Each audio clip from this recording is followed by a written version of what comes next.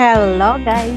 Good morning, good afternoon all over the world! Merry Christmas! Yes guys, meron lang akong isi-share sa inyo and hope na magiging inspired din sa iba na kapwa sari-sari store owner or yung kaya lang ng yung tindahan guys. Hindi ko naman sinasabi na talagang totaling magbigay kayo o obligado. So, depende pa rin yan sa inyo guys na pusang loob na tumulong sa ating kapwa. Yes guys. So, last year, wala naman akong nakalimutan ko kung may nabigyan ako ganito. Pero last year, ang ano ko lang is naalala is yung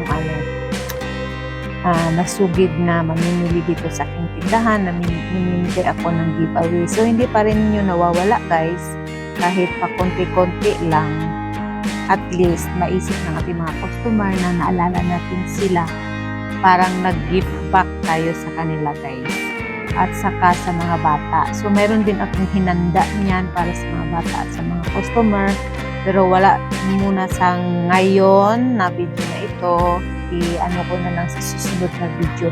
So, ang ating pag-usapan guys is mayroon lang kaming dalawang mag-asawa na napili sa kalapit barangay dito sa amin na bigyan ng ano bang tawag nito? Konting grocery or konting ayuda. Char!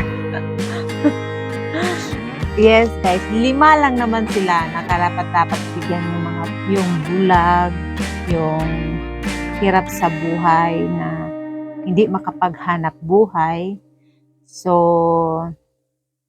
yun, naisipan namin mag-asawa. Eh, sabi niya, 5 lang naman talaga silang talagang kawawa na hindi makapaghanap buhay kasi nga bulag at saka matatanda na din. So, kahit sana makatulong sa kanila itong konting maibigay namin na pamaskong handog. Pamaskong handog or ayuda, whatever, kung anumang tawag niyan guys. So, hopefully na makatulong sa kanila. So, dito ko lang din siya kinuha sa aking munting tindahan kasi siyempre grocery lang naman, alangang lalayo pa tayo. So, dito na lang tayo sa ating munting tindahan at siyempre babayaran natin guys kasi kumuha tayo ng mga item dito sa ating munting tindahan. So, ang pambayad ko dito is dito natin kinuha sa ating buhay na manong ipon. Yes. Meron tayong, di ba, every morning is unang benta natin sa umaga is sinisilip natin dito. Sinisilip ko dito guys para yan, para sa church, para sa mga ganyan na pamigay tulong or may mga mamasko, mga charity, ganyan guys. Na-inspire lang din ako kay Rose Champ 11. Shout out Madam Rose Champ 11. Marami siyang mga na-inspire ng mga sari-sari. So wala namang masama kung gagaya tayo guys, di ba? Kasi na-inspire tayo sa kanya, so why not gawin din natin at least kahit paano is meron tayong, hindi man tayo araw-araw tumulong, pero at least kahit paano is meron tayong maibigay na tulong sa ating kapwa. Pusang loob na pagbigay guys, hindi siya hindi siya tawag dyan, hindi siya sa pilitan. So, dito tayo kukuha ng pambayad. Hindi ko pa to siya nabilang kung magkano. Pero last month, nabilang ko siya is nasa 2,000 plus. Pero mayroon pa doon sa lagayan ko na mga barya at mga madagdagan pa siya. So, dito din tayo kukuha ng paano natin pamasko sa ating mga suki at para sa offer sa simbahan. Yes, guys. So, ipakita ko sa inyo kung ano yung mga ipamigay ko doon sa mga tao na bigyan natin ng munting pamasko. Ayan siya, guys. So, ito lang naman siya. 2 kape, 2 biskuit, 2 Milo, 3 sardinas, at 2 noodles. So, pinaparehas-parehas ko yan silang lahat, guys. 2 biskuit, 2 Milo, 3 sardinas, 2 noodles, 2 kape.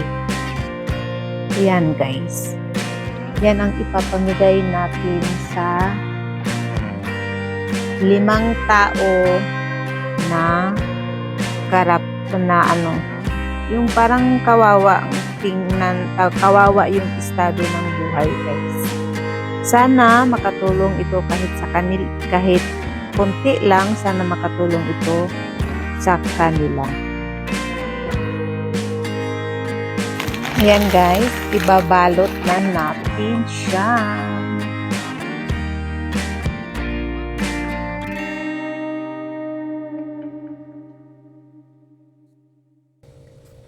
Ayan, guys, ibabalot na natin siya.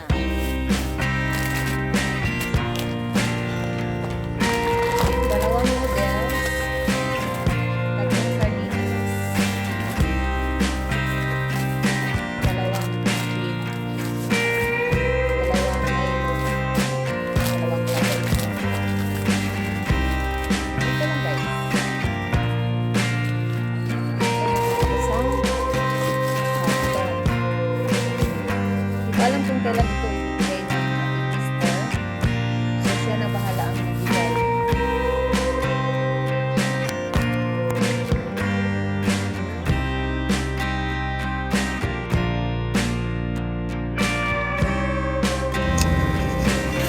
Ayan. Ko alam kung lobat tong mic to. So, 2 sardinas, ay 3 sardinas, 2 noodles, 2 biskuit, 2 Milo, 2 kape.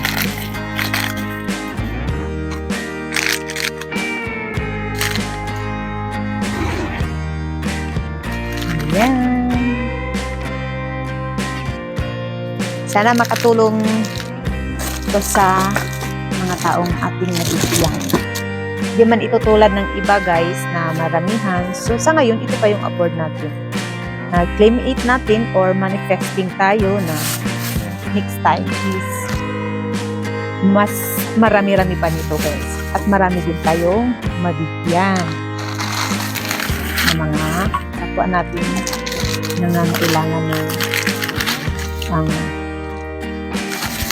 food, mga ganito.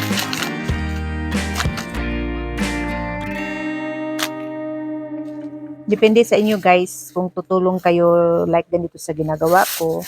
So, nasa inyo na din yan. Sa akin, na-touch ang aking puso at medyo meron naman tayo kahit konti at bless tayo kay God kasi hindi tayo tulad sa kanila. Meron tayong kakayahan na maghanap buhay. Meron tayong financial, di man kalakihan, pero i-share natin sa iba, guys, na nangangailangan. At ayan na, guys, yung ating napack na 5 packs na grocery item. Kasi 5 daw sila na bigyan ng aking mister. So, aking mister na ang magbigay nito sa kanila kasi siya ang nakakaalam at siya ang nakakita sa estado ng buhay ng taong pagbigyan nito. Ayan, guys, sana makatulong sa inyo, uncle, auntie, kung lalaki o babae man kayo, sana makatulong sa inyo itong aking munting pamasko, munting handog sa inyo. God bless po sa inyong lahat and thank you for watching. Sana naka-inspire sa inyo at sana i-bless pa tayo kay God.